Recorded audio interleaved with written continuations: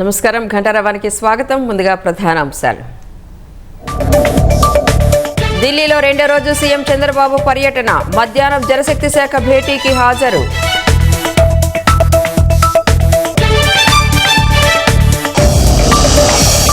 త్వరలోనే అమరావతికి రానున్న మైక్రోసాఫ్ట్. క్వాంటం పరిశోధనా కేంద్రం ఏర్పాటుపై త్వరలో ఒప్పందం.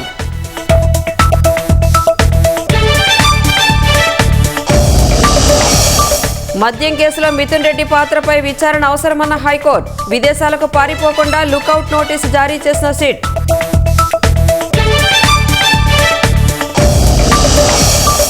అల్లూరి జిల్లా గడికించు మండలో విషాదం. నీటి కుంటలో దిగి 2 బాలురు మృతి.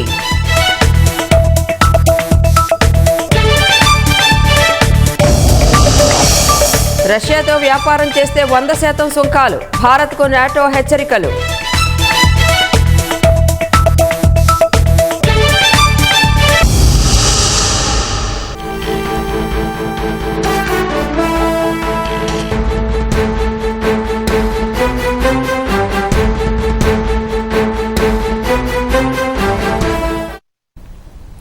నదీ జలాలకు సంబంధించిన అంశాలపై నేడు తెలుగు రాష్ట్రాల ముఖ్యమంత్రుల సమావేశం జరగనుంది. కేంద్ర జలశక్తి మంత్రి సిఆర్ పాటిల్ సమక్షంలో ముఖ్యమంత్రులు చంద్రబాబు, రేవంత్ రెడ్డి భేటీ కానున్నారు. మరింత సమాచారం మా ప్రతినిధి అరుణ్ అడిగి తెలుసుకుందాం. అరుణ్, సమావేశం ఎజెండా ఏంటి?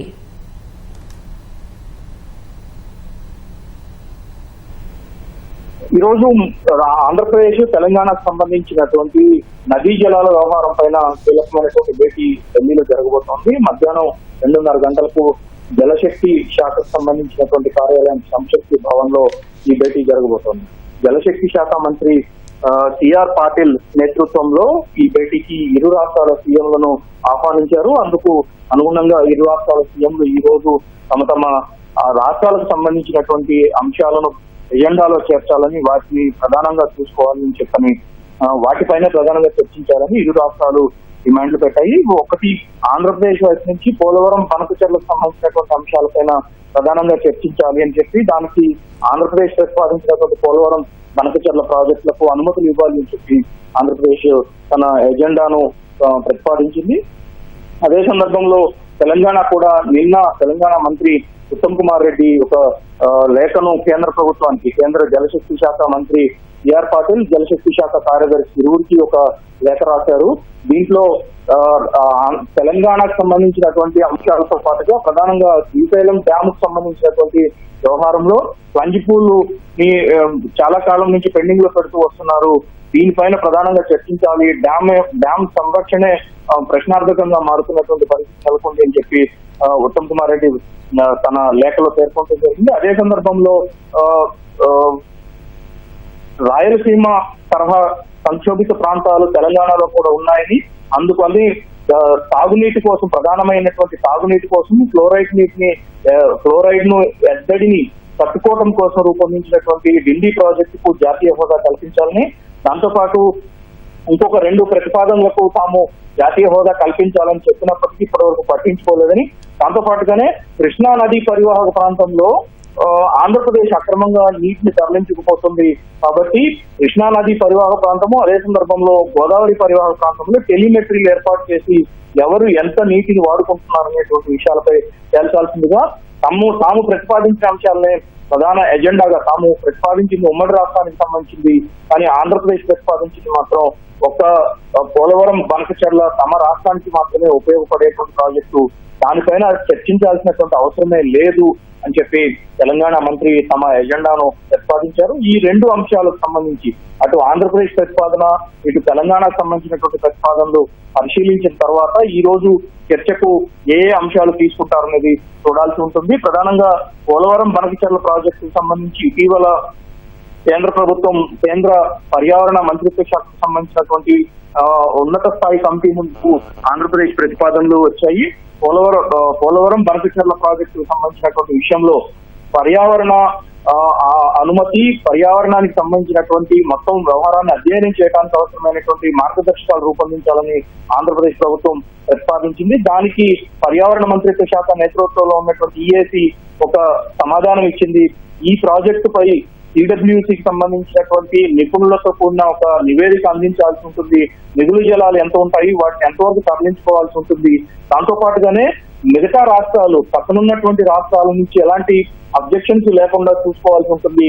కానీ తమకు వాటిపైన ఈ ప్రాజెక్టుకు సంబంధించి అనుమతులు, మార్గదర్శకాలు రూపొందించే విషయంలోనే తమకు అభ్యంతరాలు వచ్చాయి. కాబట్టి వాటన్నిటిని పరిశీలించి తగిన నివేదిక ఇచ్చిన తర్వాతనే తాము పర్యావరణ అంచనాకు సంబంధించినటువంటి మార్గదర్శకాలను రూపొందించగలుగుతామని చెప్పి ఈఏసీ ఒక నివేదికను ఇవ్వడంతో పాటుగా ఆంధ్రప్రదేశ్ ప్రతిపాదనను వెనక్కి పంపించింది. సో ఈ నేపథ్యంలో దానికి సంబంధించి మాత్రం చర్చించడానికి తమకు అవకాశం ఉంది అని చెప్పి ఇటీవల సిఆర్ పాటిల్ ప్రకటించారు. ఆ మేరకు గత 2 వారాల సిఆర్ పాటిల్ అటు తెలంగాణ ఇటు ఆంధ్రప్రదేశ్ 2 రాష్ట్రాలకు కమ్యూనికేట్ చేస్తూ ఉన్నారు. ఆ నేపథ్యంలోనే ఇప్పుడు తాజాగా ఈ రోజు భేటీ కావాలని చెప్పి ఇరు రాష్ట్రాల సీఎంలకు ఈ రోజు భేటీ అయ్యేందుకు సమయం ఉంది. కాబట్టి అందుకు అనుగుణంగా ఇరువురు కూర్చొని మాట్లాడుకోవడానికి ఆస్కారం ఉంది. సో ఆ నేపథ్యంలో కేంద్ర మంత్రి స్వయంగా భేటీ ఇరు రాష్ట్రాలకు సంబంధించినటువంటి భేటీ ఏర్పాటు చేస్తున్నటువంటి నేపథ్యంలో ఒక్క పోలవరం బంకచర్లకు సంబంధించినటువంటి చర్చలు జరపాల్సిన అవసరం లేదు అని చెప్పి తెలంగాణ ప్రతిపాదించడంతో పాటుగా ఉమ్మడి రాష్ట్రానికి సంబంధించినటువంటి కృష్ణా నదీ జలాలపైన శ్రీశైలం ప్రాజెక్టు ప్లంజిపూల్ ఏర్పాటు, ప్లంజిపూల్కి సంబంధించినటువంటి పనులు చేపట్టడము, ప్రాజెక్టు ప్రశ్నార్థకంగా మారడం, ప్రాజెక్టు భద్రత ఇబ్బందికరంగా ఉంది అని చెప్పి దాంతో పాటుగానే కృష్ణా నదికి సంబంధించి శ్రీశైలం లెఫ్ట్ బ్రాంచ్ కెనాల్ నుంచి ఆంధ్రప్రదేశ్ తీసుకెళ్తున్నటువంటి నీటిని నిలువ కట్టడి చేయాలి, టెలిమెట్రీ ఏర్పాటు చేసేంత వరకు ఆంధ్రప్రదేశ్ కు ప్రత్యేకంగా నిఘా ఏర్పాటు చేయాలని చెప్పి తెలంగాణ ప్రభుత్వం డిమాండ్ చేస్తా ఉంది. సో ఇలా 9 అంశాలను ముఖ్యమంత్రి రేవంత్ రెడ్డి నేతృత్వంలోని తెలంగాణ ప్రభుత్వం 9 అంశాలను కేంద్ర ప్రభుత్వానికి ప్రతిపాదించింది. కానీ ఆంధ్రప్రదేశ్ మాత్రం పోలవరం బనకచర్ల మాత్రమే చర్చించాల్సి ఉంది. దానికి సంబంధించిన విషయంలో తమకు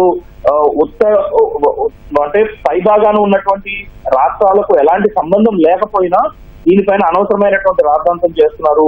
కేవలం వరద జలాలను తరలించుకోవడానికి ఆంధ్రప్రదేశ్ వాటాగా ఉన్నటువంటి ఆంధ్రప్రదేశ్ లో ప్రవహించేటువంటి నదులు శబరి, సీలేరు నుంచే ప్రధానమైనటువంటి వరద ఎక్కువగా వస్తుండటం, దాన్ని వినియోగించుకోవడానికి ఇతర రాష్ట్రాలకు సంబంధించినటువంటి ప్రతిపాదనలు కానీ ఇతర రాష్ట్రాల అభ్యంతరాలు కానీ పరిగణలోకి తీసుకోవాల్సిన అవసరం లేదు. అయినప్పటికీ తాము కేంద్ర ప్రభుత్వం నుంచి అందుకు సంబంధించినటువంటి చర్చలన్నీ జరిపి ఒక పరిష్కార దిశగా, ప్రాజెక్టు సాకార దిశగా సహకారం అందించాలని కోరుతున్నట్టుగా ఆంధ్రప్రదేశ్ ప్రభుత్వం చెప్తా ఉంది. సో ఈ మేరకు ఈ రోజు మధ్యాహ్నం 2:30 గంటలకు కేంద్ర జలశక్తి శాఖ మంత్రి సిఆర్ పాటిల్ నేతృత్వంలో అటు ఆంధ్రప్రదేశ్ ఇటు తెలంగాణకు సంబంధించినటువంటి ముఖ్యమంత్రులు, మంత్రులు, ఉన్నత స్థాయి అధికారులు కూడా ఈ భేటీకి హాజరు కాబోతున్నారు. ఈ రోజు జరిగేటువంటి భేటీలో ఆంధ్రప్రదేశ్, తెలంగాణ మధ్య నదీ జలాల అమ్మకాలు, నదీ జలాలకు సంబంధించినటువంటి వ్యవహారాలు, వాటితో పాటుగా ప్రాజెక్టులు, 2 ప్రధానమైనటువంటి ప్రాజెక్టులు శ్రీశైలము, నాగార్జున సాగర్, ఎడమ కుడి కాలువలకు సంబంధించినటువంటి మెయింటెనెన్స్ లు, వాటితో పాటు ఇటీవల కేంద్ర ప్రభుత్వం గత ఏడాది జారీ చేసినటువంటి కీలకమైనటువంటి నోటిఫికేషన్, వీటన్నిటిపైన కీలకంగా చర్చలు జరగడానికి ఆస్కారం కనిపిస్తా ఉంది.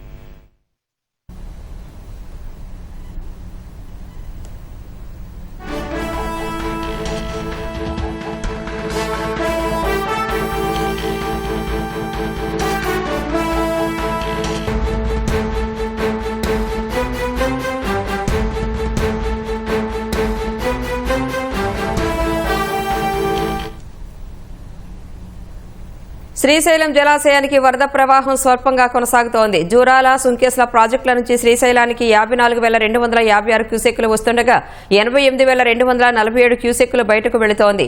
పోతిరెడ్డిపాడు ద్వారా 20,000 క్యూసెక్కులు, ఎడమగట్టు విద్యుత్ కేంద్రం నుంచి 35,315 క్యూసెక్కులు, కుడిగట్టు విద్యుత్ కేంద్రం నుంచి 32,932 క్యూసెక్కులు విడుదల చేస్తున్నారు. శ్రీశైలం పూర్తిస్థాయి నీటి మట్టం 885 అడుగులు కాగా ప్రస్తుతం 881.80 అడుగుల మేర నిల్వ ఉంది. అల్లూరి జిల్లా హుకుంపేట మండలం గడికించుమండ సమీపంలో సరదాగా స్నానం చేద్దామని నీటి కుంటలో దిగి 2 బాలురు మృతి చెందారు. గడ్డిమరికి చెందిన 3వ తరగతి విద్యార్థులు తండ్రి పొలంలో పనిచేస్తున్నాడని ఉపాధి హామీ పనుల్లో భాగంగా తవ్వని కుంట వద్దకు వెళ్లారు. స్నానం చేద్దామని దిగారు. మొదట సంతోష్ మునిగిపోగా రక్షించేందుకు ప్రయత్నించిన అఖిల్ కూడా జారిపోయాడు. శామ్యూల్ అనే మరో బాలుడు పరిగెత్తుకుంటూ వెళ్లి తల్లిదండ్రులకు సమాచారం ఇచ్చారు. గ్రామస్తులు మృతదేహాలు వెలికితీశారు. మా నాన్న పొలాలు ఉంచుతున్నారు, పదండి వెళ్దామన్నాడు. ఇద్దరేమో దిగుతుండేరు. అప్పుడు నేను అవతల కాసి టాయిలెట్ చేయడానికి వెళ్ళాను. అప్పుడు మునిగిపోతున్నారు అని చెప్పారు. అప్పుడు ఏమో అఖిలేమో వచ్చేనా కాపాడుతాను అని లాగడానికి వెళ్తుండేడంట. వాడు కూడా మునిగిపోయాడు. నేను తీయగలనేమో అని మునిగాను. అప్పుడు వారిద్దరునేమో నన్ను పట్టుకొని లాగుతుండేను. అప్పుడు నేను బయటికి తెలివి వచ్చేసాను. వారు ఇద్దరు ఏమో అవతల కాసి వెళ్ళిపోయినారు, మునిగి చచ్చిపోయారు. శ్రీకాకుళం జిల్లా పలాస సమీపంలోని పెసరపాడు కూడలి వద్ద తెలుగుదేశం పార్టీ నేతలపై మంగళవారం రాత్రి దాడి జరిగింది. వైసీపీకి చెందిన కొందరు దాడి చేశారని బాధితులు తెలిపారు. కొత్తమ్మ తల్లి సంబరానికి వెళుతుండగా పెసరపాడు కూడలి వద్ద వైసీపీకి చెందిన 4 గాజు సీసాలతో దాడి చేశారన్నారు. బాధితులను పోలీసులు పలాస ప్రభుత్వ ఆసుపత్రికి తరలించారు. టీడీపీ నేతలు బాధితులను పరామర్శించారు.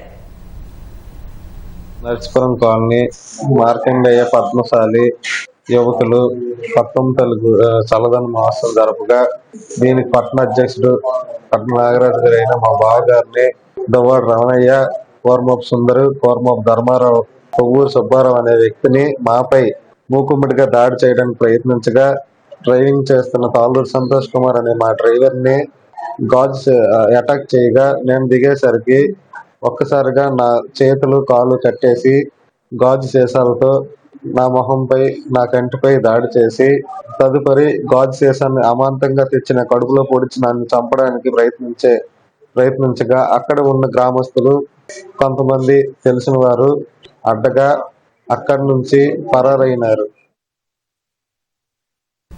హైదరాబాద్ ఐటీ ముఖ చిత్రాన్ని మార్చేసిన సాంకేతిక దిగ్గజం మైక్రోసాఫ్ట్ ఇప్పుడు నవ్యాంధ్ర నూతన రాజధానిలో అడుగుపెట్టేందుకు సిద్దమైంది. అమరావతి క్వాంటమ్ వ్యాలీలో క్వాంటమ్ పరిశోధనా కేంద్రాన్ని ఏర్పాటు చేయబోతోంది. దీనికి సంబంధించి సంస్థ ప్రతినిధులతో అధికారులు చర్చలు కొలిక్కి వచ్చినట్లు తెలుస్తోంది. త్వరలో ఒప్పందం జరగనుంది.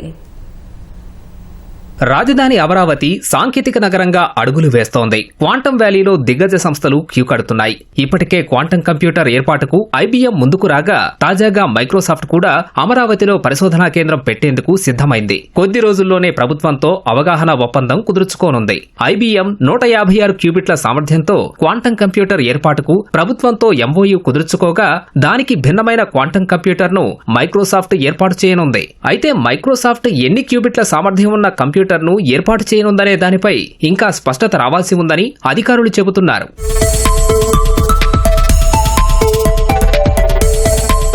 మైక్రోసాఫ్ట్ కోసం అమరావతి క్వాంటమ్ వ్యాలీలో 4000 చదరపు అడుగుల విస్తీర్ణం ఉండే మరో భవనాన్ని నిర్మించాల్సి ఉంది. దీన్ని సంస్థ సొంతంగా నిర్మించుకుంటుందా, ప్రభుత్వమే నిర్మించి ఇవ్వాలా అనే దానిపై ఎంఓయూ కుదుర్చుకునే సమయానికి స్పష్టత వస్తుందని అధికారులు చెబుతున్నారు. అమెరికాలోని ప్రధాన కేంద్రంలో 50 క్యూబిట్స్ సామర్థ్యంతో క్వాంటమ్ కంప్యూటర్ను మైక్రోసాఫ్ట్ ఏర్పాటు చేసింది. దీన్ని విస్తృతపరిచే ఆలోచనలో ఆ సంస్థ ఉంది. మన రాష్ట్రం క్వాంటమ్ టెక్నాలజీని అందిపుచ్చుకోవడంలో ముందడుగు వేయడంతో పరిశోధనా కేంద్రం ఏర్పాటుకు అమరావతిని ఎంచుకుంది. అమరావతి క్వాంటమ్ వ్యాలీలో దశల వారీగా 90 లక్షల చదరపు అడుగుల్లో మౌలిక సదుపాయాలు కల్పించాలని కూటమి ప్రభుత్వం లక్ష్యంగా పెట్టుకుంది. ఐబీఎం, ఐటీ హార్డ్వేర్ తయారీ కంపెనీల కోసం 40,000 చదరపు అడుగుల విస్తీర్ణంలో ఐకానిక్ భవనం నిర్మాణానికి సన్నాహాలు చేస్తోంది. ఒక్క ఐబీఎం సంస్థతోనే ముందుకెళ్తే క్వాంటమ్ కంప్యూటింగ్ ఎంతమేర విజయవంతమవుతుందనే సందిగ్ధంతో ప్రభుత్వం సాంకేతిక దిగ్గజ సంస్థలన్నిటినీ రంగంలోకి దించుతోంది. క్వాంటమ్ కంప్యూటింగ్ లో అనేక సాంకేతికతలుండగా గూగుల్, అమెజాన్, ఐఆన్క్యూ, రిగెట్టి కంప్యూటింగ్, క్వాంటిన్యూమ్ లాంటి సంస్థలు పరిశోధనలు చేస్తున్నాయి. సెల్ ఫోన్లు గతంలో అనేకం వచ్చినా శాంసంగ్, యాపిల్ మాత్రమే నేటికీ రాణిస్తున్నాయి. ఇదే తీరులో వివిధ రకాల క్వాంటమ్ టెక్నాలజీల్లో ఏది ఎక్కువగా ప్రపంచ మార్కెట్ను ఆకర్షిస్తుందో ఇప్పటికిప్పుడు అంచనా వేయడం కష్టమని, అందుకే వివిధ సంస్థల్ని అమరావతి క్వాంటమ్ వ్యాలీకి తీసుకొచ్చేలా సంప్రదింపులు జరుపుతున్నామని ఒక ఉన్నతాధికారి తెలిపారు. వైసీపీ హయాం నాటి మద్యం కుంభకోణంలో ఆ పార్టీ ఎంపీ మిథున్ రెడ్డి పాత్రపై ప్రాథమిక ఆధారాలు ఉన్నాయని హైకోర్టు స్పష్టం చేసింది. మిథున్ రెడ్డి ముందస్తు బెయిల్ పిటిషన్ కొట్టేస్తూ న్యాయస్థానం కీలక వ్యాఖ్యలు చేసింది. హైకోర్టు షాక్తో మిథున్ రెడ్డి అజ్ఞాతంలోకి వెళ్లగా విదేశాలకు పారిపోకుండా సిట్ లుకౌట్ నోటీసులు జారీ చేసింది. మద్యం కుంభకోణంలో సిట్ సేకరించిన ఆధారాలు, సాక్షుల వాంగ్మూలాలు చూస్తే నేరపూరిత కుట్రలో మిథున్ రెడ్డి పాత్ర ఉన్నట్లు ప్రాథమికంగా స్పష్టమవుతోందని హైకోర్టు అభిప్రాయపడింది. మిథున్ రెడ్డి ముందస్తు బెయిల్ పిటిషన్ కొట్టేస్తూ హైకోర్టు కొన్ని కీలక వ్యాఖ్యలు చేసింది. ఈ కేసులో సిట్ అభియోగాల్ని విస్మరించడానికి వీల్లేదన్న హైకోర్టు మిథున్ రెడ్డిని అదుపులోకి తీసుకుని సిట్ సేకరించిన ఆధారాలు ముందు పెట్టి విచారించాల్సిన అవసరం ఉందని అభిప్రాయపడింది. కుంభకోణంలో నేర తీవ్రత, మద్యం సిండికేట్ కోసం 3,500 కోట్ల ముడుపులు చేతులు మారాయనే ఆరోపణలు ఆరోపణల దృష్ట్యా ముందస్తు బెయిల్ పొందేందుకు మిథున్ రెడ్డి అనర్హుడని తేల్చి చెప్పింది. మద్యం కుంభకోణం ద్వారా వచ్చిన సొమ్ము మిథున్ రెడ్డి కుటుంబ సభ్యులకు చెందిన PLR ప్రాజెక్ట్స్ ఖాతాల్లోకి చేరిందని సిట్ చెప్తుండగా ఆ సొమ్ము మద్యం ముడుపులకు సంబంధించింది కాదని చెప్పేందుకు పిటిషనర్ ఎలాంటి ఆధారాల్ని కోర్టు ముందు ఉంచలేదని వెల్లడించింది. ప్రాథమిక ఆధారాలు కనిపిస్తున్నప్పుడు ప్రస్తుత ప్రభుత్వానికి పిటిషనర్ కు మధ్య రాజకీయ విభేదాలు ఉన్నాయనే కారణంతో ముందస్తు బెయిల్ మంజూరు చెయ్యలేమని హైకోర్టు తేల్చి చెప్పింది. తీవ్ర ఆరోపణలున్న ఇలాంటి కేసులో దర్యాప్తునకు తార్కిక ముగింపు పలికేందుకు దర్యాప్తు అధికారికి స్వేచ్ఛ ఇవ్వాల్సిన అవసరముందని అభిప్రాయపడింది.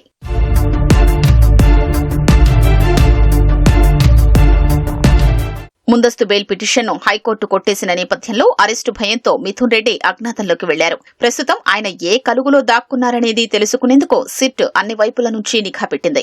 విదేశాలకు పారిపోకుండా అడ్డుకునేందుకు మిథున్ రెడ్డిపై సిట్ అధికారులు మంగళవారం సాయంత్రం లుకౌట్ సర్క్యులర్ జారీ చేశారు. మద్యం కుంభకోణం కేసుల భయంతో మిథున్ రెడ్డి అజ్ఞాతంలోకి వెళ్లడం ఇది రెండోసారి. సిట్ విచారణలో తన పేరు బయటపడిందని తెలియగానే మిథున్ రెడ్డి గత మార్చిలోనే ముందస్తు బెయిల్ కోసం హైకోర్టును ఆశ్రయించారు. అయితే అప్పటికే ఆయన్ను ఈ కేసులో నిందితుడిగా చేర్చలేదని హైకోర్టు ముందస్తు బెయిల్ పిటిషన్ కొట్టేసింది. అజ్ఞాతంలో ఉంటూనే తన న్యాయవాదుల ద్వారా సుప్రీంకోర్టును ఆశ్రయించారు. కోర్టులో విచారణ కొనసాగినంత కాలం అరెస్టు నుంచి సుప్రీంకోర్టు మధ్యంతర రక్షణ కల్పించాక అజ్ఞాతం వీడి బయటకొచ్చారు. సుప్రీంకోర్టు ఆదేశాల మేరకు గతంలో ఓసారి సిట్ అధికారుల ముందు మిథున్ రెడ్డి హాజరైనప్పటికీ విచారణకు సహకరించలేదు. ఆ తర్వాతే సిట్ మిథున్ రెడ్డిని ఈ కేసులో A4గా చేర్చింది. ఇప్పుడు హైకోర్టు ముందస్తు బెయిల్ పిటిషన్ కొట్టేయడంతో మిథున్ రెడ్డిని వెంటనే అరెస్ట్ చేస్తారా, లేదంటే సుప్రీంకోర్టులో అప్పీల్కు వెళ్లేదాకా సిట్ అధికారులు వేచి చూస్తారా అనే ఉత్కంఠ నెలకొంది. జగన్ హయాంలో వైసీపీ ముఠా మద్యం దోపిడీ కుట్రకు రూపకల్పన, అమలుకు ఏర్పాట్లలో మిథున్ రెడ్డే మాస్టర్ మైండ్ అని సిట్ ఇప్పటికే కోర్టులకు అఫిడవిట్లు సమర్పించింది. మద్యం కుంభకోణంలో ముడుపులు కొలగొట్టేందుకు వైసీపీ ముఠా అనుసరించిన బ్రాండ్ కిల్లింగ్, బ్రాండ్ ప్రమోటింగ్ నేర విధానాన్ని సాంకేతిక శాస్త్రీయ ఆధారాలతో నిరూపించే కీలక వాయిస్ రికార్డులను సిట్ వెలికితీసింది. లిఖితపూర్వక ఆదేశాలు లేకుండా వాట్సాప్ కాన్ఫరెన్స్ కాల్లో సాగించిన దందా ఆధారాలు సిట్కు లభ్యమయ్యాయి.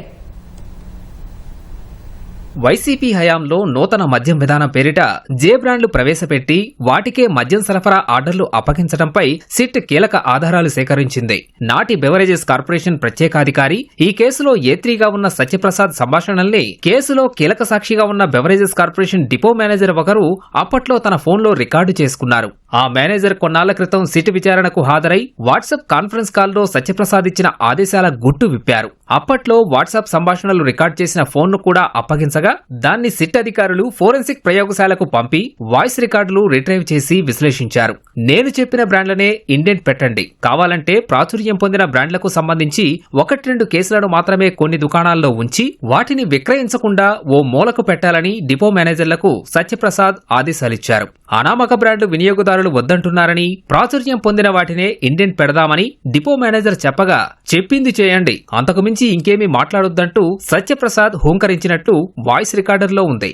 నేర నిరూపణలో అత్యంత కీలకమైన ఈ వాయిస్ రికార్డులను 2 రోజుల్లో దాఖలు చేసే ప్రాథమిక ఛార్జ్షీట్కు అనుసంధానంగా జతపరచాలని సిట్ నిర్ణయించింది.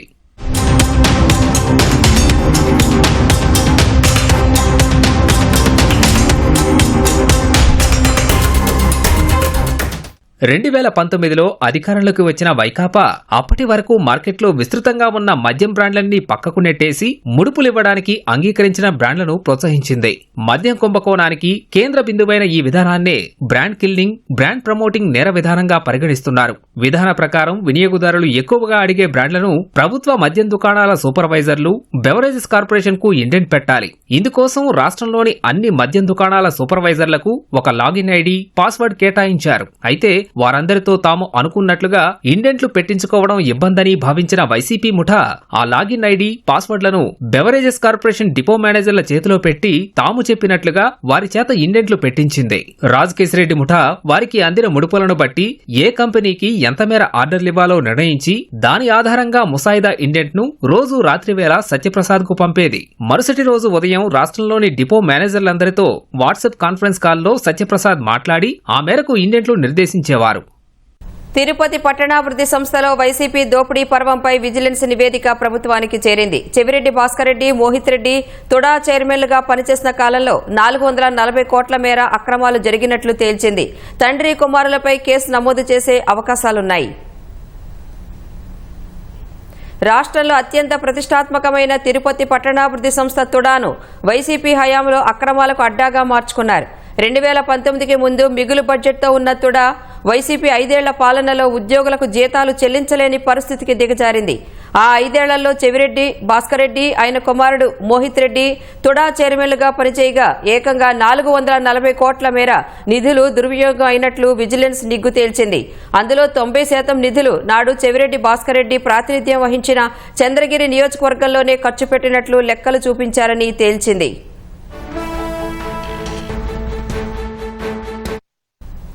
చెవిరెడ్డి భాస్కర్ రెడ్డి హయాంలో తుడా నిధులను తన సొంత ప్రచారానికి వాడుకున్నారు. తన పేరుతో 19,000 బెంచీలు తయారు చేయించి అవసరం లేని చోట కూడా నియోజకవర్గ వ్యాప్తంగా ఏర్పాటు చేశారు. ఒక్కో బెంచీకి 12,000 రూపాయల చొప్పున తుడా నిధుల నుంచి ఏకంగా 23 కోట్లు ఖర్చు చేసినట్లు లెక్క చూపారు. మరోవైపు గ్రీన్ ట్రిబ్యునల్ నిబంధనలకు వ్యతిరేకంగా తన సొంత పంచాయతీలోని తుమ్మలగుంట చెరువును పూడ్చి అందులో స్టేడియం, పార్క్ నిర్మాణం పేరిట 40 కోట్లు వృధా చేశారు. పార్క్ నిర్వహణను తుమ్మలగుంట పంచాయతీకి అప్పగించి ఏకంగా 20 కోట్లు డిపాజిట్ చేశారు. అలా మొత్తం 60 కోట్లు ఒక్క తుమ్మలగుంట చెరువు కోసమే ఖర్చు పెట్టారు. అభివృద్ధి పనుల ముసుగులో చంద్రగిరి నియోజకవర్గంలోని ఎంపీడీఓల ఖాతాలకు ఏకంగా 230 కోట్ల రూపాయల తుడా నిధులు మళ్లించారు. వాటితో తన సొంత కాంట్రాక్టు సంస్థ అయిన సీఎంఆర్ ఇన్ఫ్రా ద్వారా పనులు చేయించారు. 36 మందిని కాంట్రాక్టు ఉద్యోగులుగా నియమించుకుని సొంతంగా సర్వే పనులు చేయించుకోవడమే కాక వాళ్లకు కంప్యూటర్లు, ట్యాబ్లు, సెల్ ఫోన్లను, స్టేషనరీ సామాగ్రిని కూడా తుడా నిధులతోనే కొనిపించారు.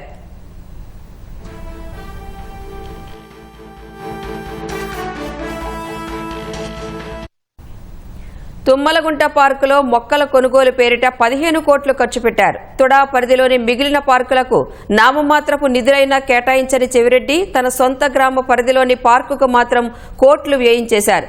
కోవిడ్ సమయంలో సొంత నిధులతో వైద్య శిబిరాలు నిర్వహించనున్నట్లు ప్రచారం చేసుకున్న చెవిరెడ్డి భాస్కర్ రెడ్డి తుడా నుంచి 2 కోట్ల 18 లక్షలు ఖర్చు చేశారు. తుడాకు వాహనాలు ఉన్నప్పటికీ 2 కోట్ల రూపాయలతో అధునాతన కార్లను కొనుగోలు చేయడం, ఇంధనం ఖర్చు కింద మరో 2.5 కోట్లు దుర్వినియోగం చేసినట్లు విజిలెన్స్ గుర్తించింది.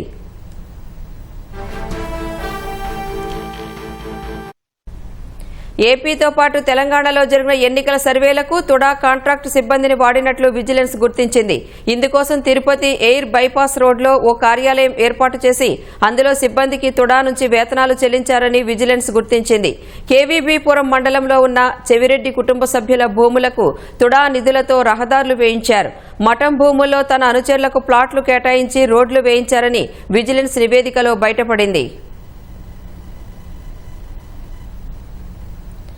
రాష్ట్ర వ్యాప్తంగా జరుగుతున్న ఈటీవీ, ఈనాడు ఛాంపియన్ చెస్ పోటీల్లో ప్రభుత్వ ఉద్యోగులు ఉత్సాహంగా పాల్గొంటున్నారు. అనంతపురంలోని ఉద్యాన శాఖ సమావేశ భవనంలో ఉద్యోగులకు చెస్ పోటీలు నిర్వహించారు. 36 టీంలు పురుష, మహిళా విభాగాల్లో పాల్గొని ప్రతిభ కనబరిచారు. పోటీల్లో గెలుపొందిన వారికి సూక్ష్మ సాగునీటి పథక సంచాలకులు రఘునాథరెడ్డి, ఉద్యాన శాఖ సహాయ సంచాలకులు దేవానంద్ కుమార్ బహుమతులు అందజేశారు. నెల్లూరు విద్యాశాఖ కార్యాలయంలో నిర్వహించిన పోటీల్లో కార్యాలయ సిబ్బందితో పాటు ఉపాధ్యాయులు పాల్గొన్నారు. విజేతలకు జిల్లా విద్యాశాఖ అధికారి బాలాజీరావు బహుమతులు ప్రదానం చేశారు. విధుల్లో నిత్యం పని ఒత్తిడితో ఉండే తమకు ఉపశమనం కలిగించేలా ఈ పోటీలు నిర్వహించడం అభినందనీయమని ఉద్యోగులు కొనియాడారు. వాస్తవంగా ప్రభుత్వ కార్యాలయాలు ప్రారంభమైనప్పటి నుండి ముగింపు వరకు కూడా రకరకాలుగా పని ఒత్తిడితో చేయడం జరుగుతుంటుంది సాధారణంగా. మరి ఇలాంటి ఆట విడుపు కార్యక్రమం అనేది పని ఒత్తిడిలో ఉన్న వారికి ఒక రిలీఫ్ లాంటిది వాస్తవంగా చెప్పాలంటే. ఈనాడు కానీ ఈటీవీ వారిని అభినందించదగ్గ విషయం. వాస్తవంగా మేమందరం కూడా ఒక స్పోర్టివ్గా, ఒక స్నేహపూరిత వాతావరణంతో ఆడడం జరిగింది. చాలా రిలీఫ్గా కూడా అందరికి ఉంది. ఎప్పుడు వర్క్ టెన్షన్లో ఉండే మాకు ఎప్పుడప్పుడు ఇలాంటివి కండక్ట్ చేస్తుంటే వర్క్ స్ట్రెస్ కొంచెం రిలీఫ్గా ఉంటుంది. ఒక 36 టీమ్స్ ఆడాము. అందులో మేము విజేతలుగా నిలిచినందుకు చాలా సంతోషంగా ఉన్నాను. శారీరకంగా బాగున్నప్పుడే మానసికంగా బాగుంటాము. ముఖ్యంగా ఇటీవల కాలంలో ఆరోగ్యపరమైనటువంటి సమస్యలు తక్కువ వయసులో వస్తున్నాయి. కాబట్టి ఆటపాటలలో, క్రీడలలో ఎక్కువగా పార్టిసిపేట్ చేస్తూ ఆరోగ్యాన్ని పరిరక్షించుకోవాల్సినటువంటి అవసరము, ఆవశ్యకత ఉన్నాయి. ఇటువంటి చక్కటి కార్యక్రమాన్ని ఏర్పాటు చేసినటువంటి ఈ ఈనాడు నిర్వాహకులకి నేను మనస్ఫూర్తిగా విద్యాశాఖ పక్షాన అభినందనలు తెలియజేస్తున్నాను.